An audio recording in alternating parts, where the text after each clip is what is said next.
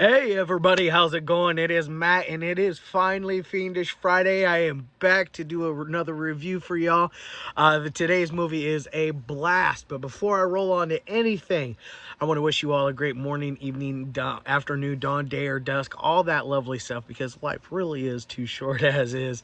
Do me a huge favor and like, share, and subscribe, and check out all the information in the description box. I give you a little bit bigger of a taste in there. I give you a basic synopsis, your starring cast, director. I usually try to get the runtime of the cut I'm watching along with an MPAA rating. What else do I put in there? Some trivia if I find anything worthwhile of mentioning, and then of course I give you a link for a trailer of the movie itself. Now today, since it's a independent underground really dark, morbid, macabre flick. It is not going to be for sale on Amazon or any places like that. You'll have to get it from a store in the store for Dakota Ray RA Productions. Either way, I put that link in there for you as well. So if you want to check this out, definitely give it a whirl. This is definitely, I would say, one of his darkest films. It is very, like I said, very dark and demonic. It is none other than Dante Shadow of Sin. Yes, wow, I got a reflection there. Let's see if I go here. It just doesn't work any way I go. So we'll just bring it back like this. There we are. But anyways, this one's a fun one. It runs at a little over an hour. I think it's like an hour and 15 minutes. Then you get treated to a nice little interview from Dakota himself.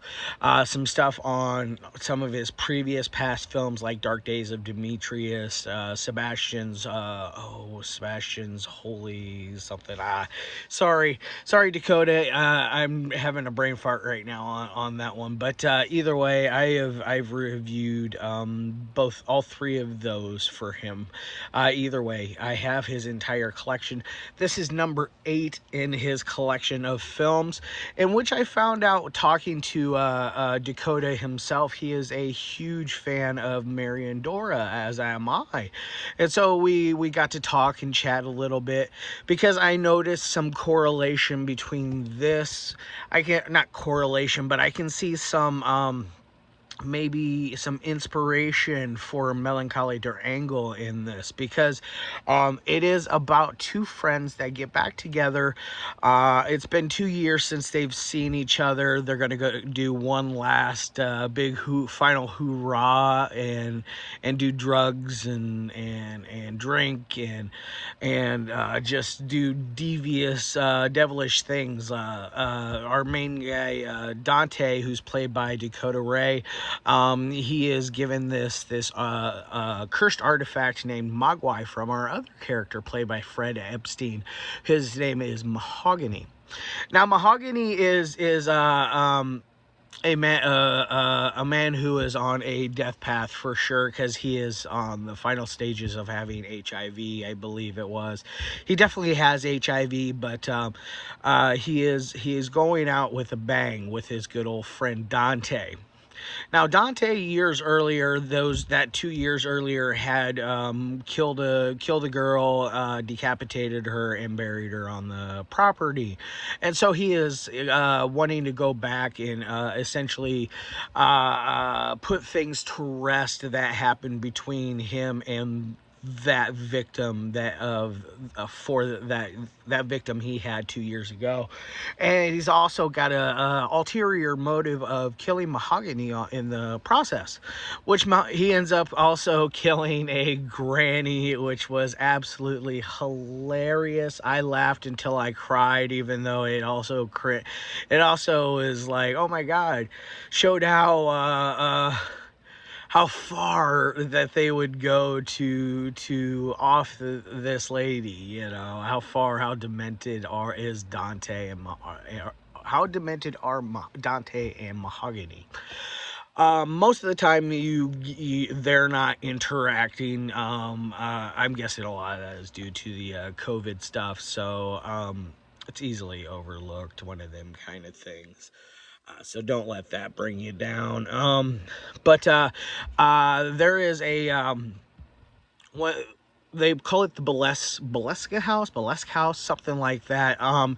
Which is essentially where it was Mahogany's father's old house, and that's where they're going to go do their deed. And so when they're there, Mahogany decides he's going to put laxatives in stuff, including the cocaine, and in vodka, which in turn, the vodka, I didn't quite like understand why Homeboy wanted to drink that, his own laxative laced vodka.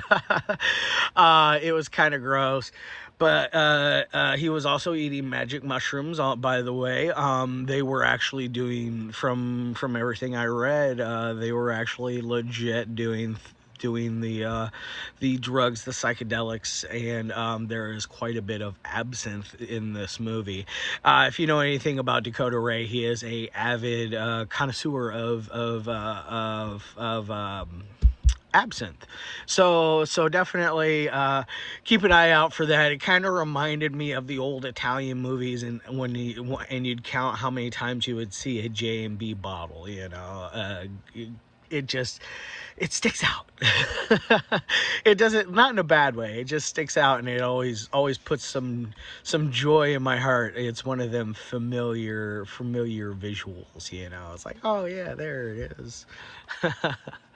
All right, guys. Now, so anything else that I have to say about Dante is Dante. At one point, he kills this rabbit, this white rabbit, and he decides he's going to store his blow in it, his cocaine in it.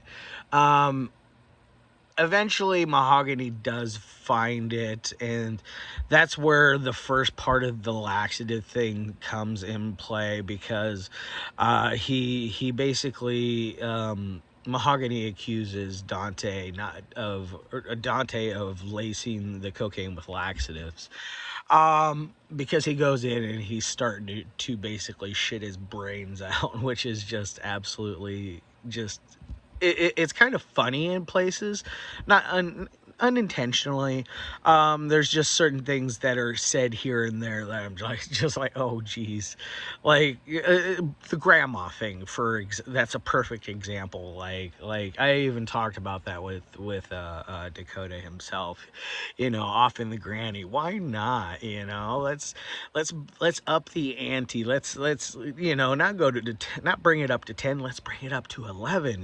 Let's definitely get some debauchery going here. All right. Now, I really don't want to give a whole lot more away, other than there's some cool psychedelics going on here. Everything visually is very, very, very appealing to anyone that is into the really dark, deep recesses of the underground. This is under the underground, is what I like to say. Because most of the stuff that claims to be underground is just bare basic bitch shit. This is under the underground. People don't talk about Dakota Ray films enough, and I really wish you guys would. Anyways, now that I've gotten through all of that, what am I going to rate this bad boy? I would say on a 1 through 5 scale, on an overall, it's got amazing camera work going. The sound, the way everything is set up, it's got a distortion to it, which is kind of a trademark from Dakota himself. So it's really good on everything, on a technical aspect. Like I said, it looks beautiful.